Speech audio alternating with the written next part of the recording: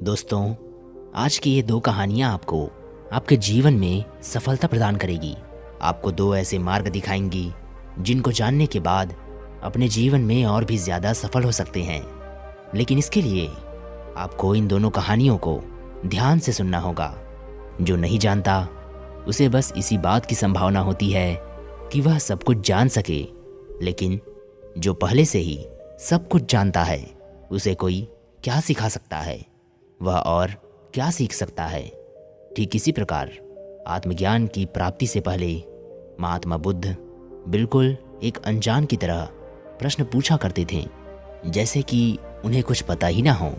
वह खुद को हर एक चीज से अनजान मानते थे।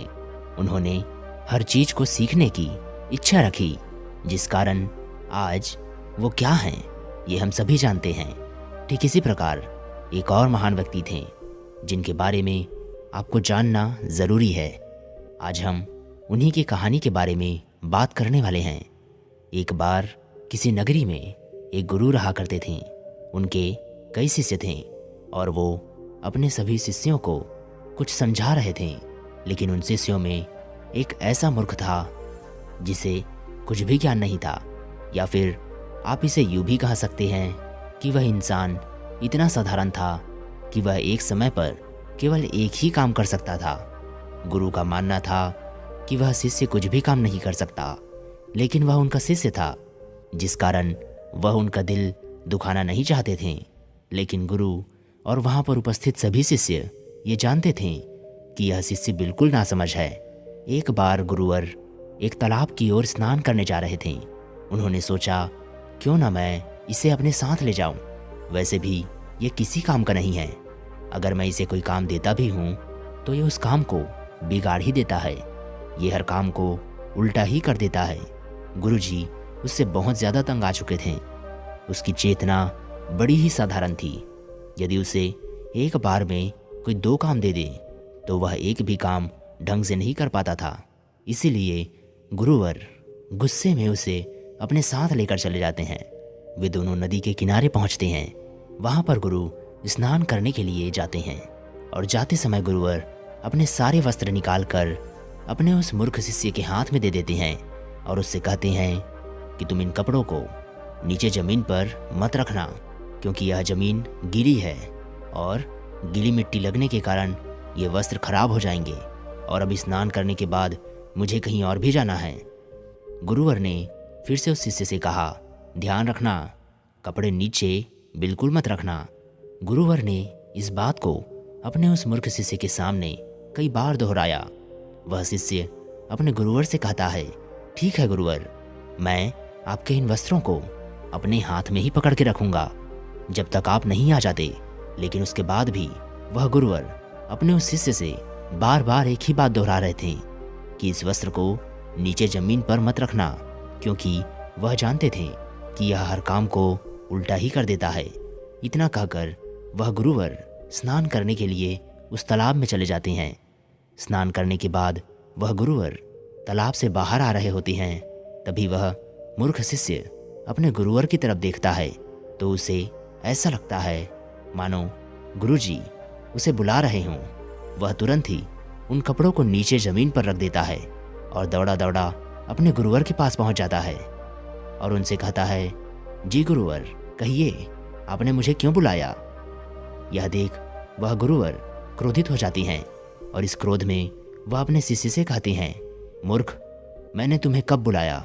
मैंने तुम्हें कई बार कहा था कि उन कपड़ों को नीचे ज़मीन पर मत रखना। नीचे की ज़मीन गीली है, वह कपड़ों पर लग जाएगी और कपड़े गंदे हो जाएंगे। मैंने तुम्हें पहले ही कहा था कि स्नान करने के बाद मुझे कहीं और भी जाना है। देखो, तुमने इन कपड़ों को ज़मीन पर रख दिया है और अब इनमें मिट्टी भी लग चुकी है। देखो तुमने ये क्या किया, ये सारे कपड़े अब गंदे हो गए हैं। ये सब देख गुरुवर और भी ज़्यादा क्रोधित हो जाते हैं और फिर अपने शिष्य से कहते हैं कि देखो, तुमने सारे कपड़े गंदे कर दिए। और क्रोध के कारण गुरुवर अपने उन्हीं गंदे कपड़ों को पहन लेते हैं और अपने उस शिष्य पर क्रोध निकालते हुए कहते हैं कि तुम ऐसे ही रहोगे, तुम्हारा कुछ नहीं हो सकता, तुम कुछ भी नहीं कर सकते। इस बात को मैं पहले भी कह चुका हूँ और आज भी कहता हूँ कि तुम्हारा कुछ भी नहीं हो सकता, तुम अपने जीवन में कुछ नहीं कर सकते, तुम मूर्ख थे और मूर्ख ही रहोगे, तुम किसी भी काम को ढंग से नहीं कर सकते, तुम हर काम में अपनी मूर्खता दिखाते ही हो। गुरुवर क्रोधित होकर अपने उस शिष्य पर चिल्लाए जा रहे थे और वह शिष्य चुपचाप खड़ा होकर अपने गुरुवर की सारी बातें सुन रहा था और उनकी आज्ञा का इंतज़ार कर रहा था।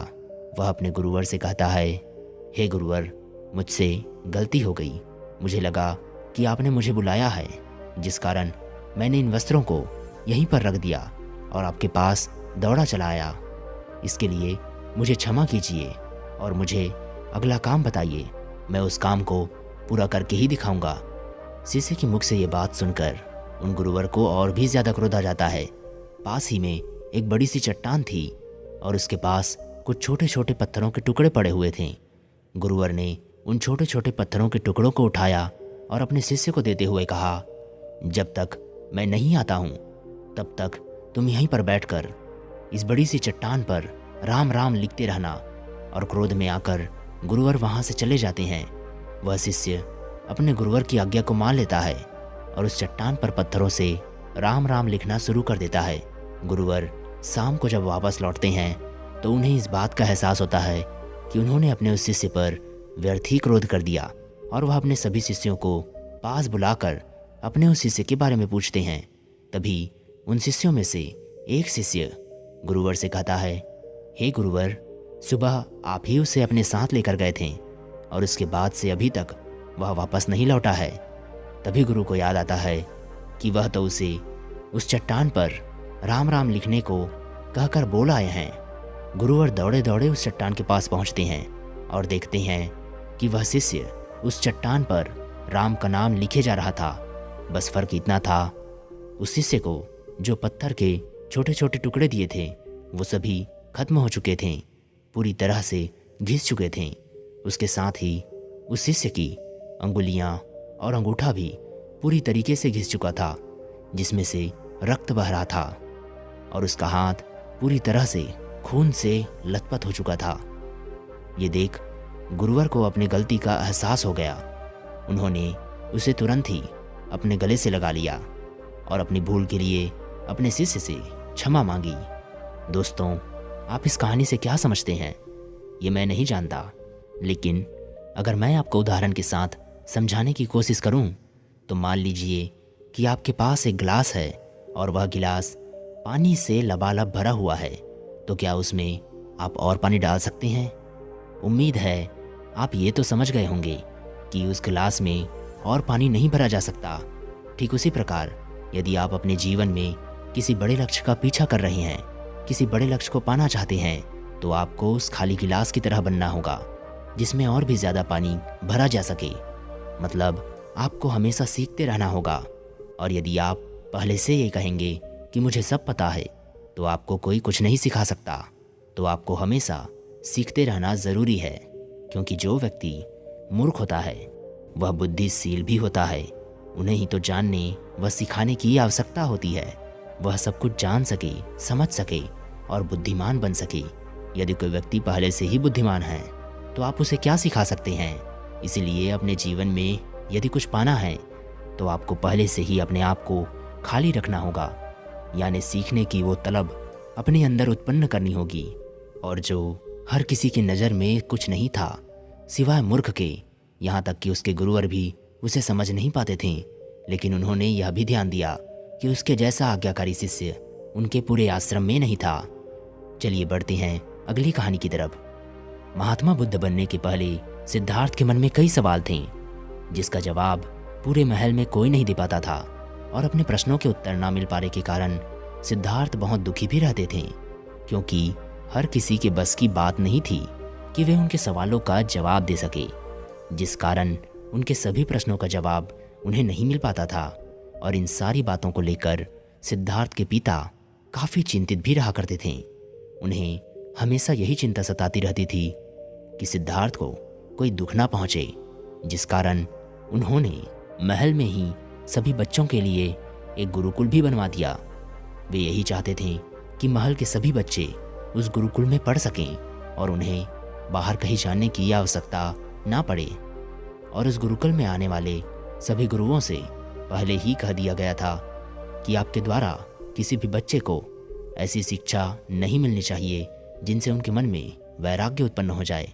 जब भी सिद्धार्थ को गुरुकुल के किसी गुरु से मिलाया जाता था तो वे उन्हें प्रणाम करके उनका आशीर्वाद अवश्य लिया करते थे। सिद्धार्थ को सबसे ज़्यादा सिर्फ एक ही आचार्य से लगाव था जो उनके प्रश्नों का उत्तर भी दे सकते थे, और सिद्धार्थ अपने सभी प्रश्न उन्हीं से पूछा करते थे क्योंकि वे उनके सभी प्रश्नों का उत्तर आसानी से दे पाते थे। वे अपना अधिक से अधिक समय अपने उन्हीं प्रिय आचार्य के साथ बिताया करते थे। वह आचार्य सिद्धार्थ को ध्यान करने की विधि सिखाया करते थे और सिद्धार्थ भी अपने आचार्य के साथ रोज रोज ध्यान किया करते थे। सिद्धार्थ को अपने प्रश्नों का जवाब भी मिल जाता था। तभी महल के एक कर्मचारी ने महाराज को इसके बारे में सूचना दी कि आचार्य सिद्धार्थ को ध्यान करना सिखा रहे हैं, जो कि उन्हें वैराग्य की तरफ ले जा रहा है। जैसे ही यह बात महाराज को पता चली, महाराज ने तुरंत ही आचार्य को महल बुलाया और उनसे कहा, मैंने आपको पहले ही मना किया था कि सिद्धार्थ को कोई भी ऐसी शिक्षा नहीं मिलनी चाहिए जो उसे वैराग्य की तरफ ले जाए, लेकिन आपने हमारी बात नहीं मानी, इसीलिए अब आपको आपके इस कार्य से हटाया जाता है। आप अपनी दक्षिणा लेकर यहाँ से जा सकते हैं। तभी आचार्य महाराज से कहते हैं, जिस कार्य को मैंने पूरा ही नहीं किया उसकी दक्षिणा मैं कैसे ले सकता हूँ, क्योंकि सिद्धार्थ की शिक्षा अभी तक पूरी नहीं हुई है और जब तक यह शिक्षा पूरी नहीं हो जाती मैं इसकी दक्षिणा नहीं ले सकता। लेकिन आप कह रहे हैं तो मैं इस कार्य को छोड़कर जा रहा हूँ। जैसे ही आचार्य महल छोड़कर जा रहे होते हैं तभी महाराज उनसे कहते हैं, यदि आप बिना दक्षिणा लिए यहाँ से चले गए तो इसे मेरा अपमान समझा जाएगा। यह सुन आचार्य महाराज से दक्षिणा तो ले लेते हैं, लेकिन बाहर जाकर वह उस दक्षिणा को बाकी बचे हुए गुरुओं को बांट देते हैं और कहते हैं कि जिस कार्य को मैंने पूरा ही नहीं किया उसकी दक्षिणा मैं नहीं ले सकता। वह आचार्य यह भी कहते हैं कि सिद्धार्थ की शिक्षा अभी तक पूरी नहीं हुई है, इसीलिए इस दक्षिणा को आप ही रखिए, मैं इसे स्वीकार नहीं कर सकता। और इतना कहकर वह वापस अपने आश्रम की ओर लौट जाते हैं। जब सिद्धार्थ को ये सारी बातें पता चलती है कि उनके प्रिय आचार्य उनको छोड़कर जा रहे हैं, तब वह दौड़े दौड़े उनके पास जाते हैं, उनके पैरों पर गिर जाते हैं और वह उनसे कहते हैं, हे गुरुवर, आप यहाँ से मत जाइए। अगर आप चले गए तो मेरे प्रश्नों का उत्तर कौन देगा? मेरी शिक्षा को पूरा कौन करवाएगा?